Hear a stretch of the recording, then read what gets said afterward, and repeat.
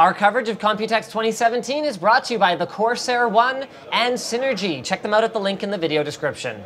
So my initial plan for the Gigabyte suite was pretty straightforward. Drop by, check out the X299 boards, and then GTFO. Then I saw this thing. This is not the thinnest GTX 1080 gaming notebook that's here at the show. Both Asus and Acer actually have thinner ones.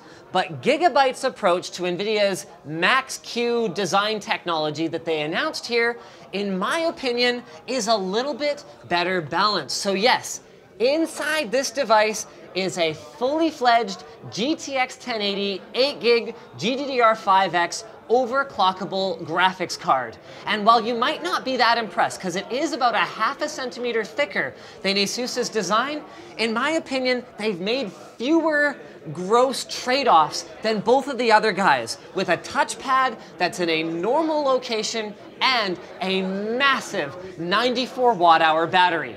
Not to mention that the rest of the specs are looking pretty balls to the wall as well.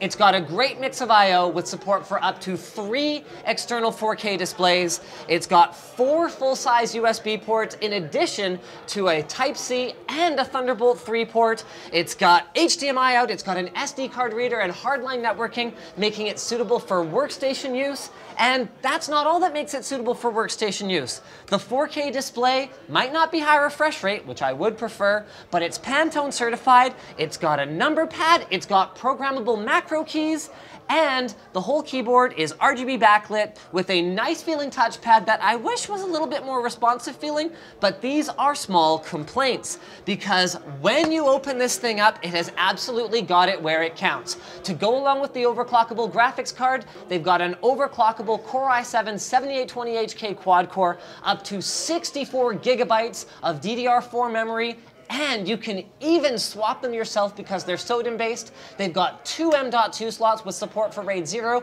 in addition to a 2.5-inch drive bay, and they're rocking a massive 94 watt-hour battery. So that extra ½ centimeter is really being put to good use.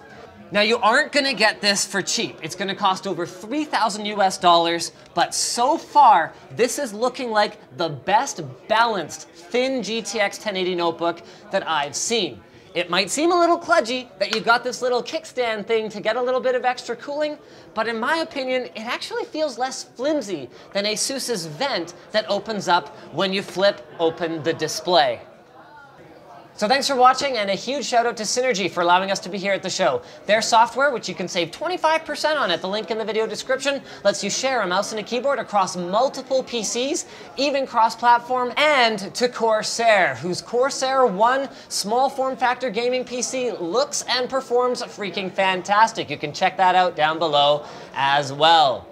Don't forget to subscribe so you don't miss any of our Computex coverage, and I will see you guys at the next terrifying skyscraper suite.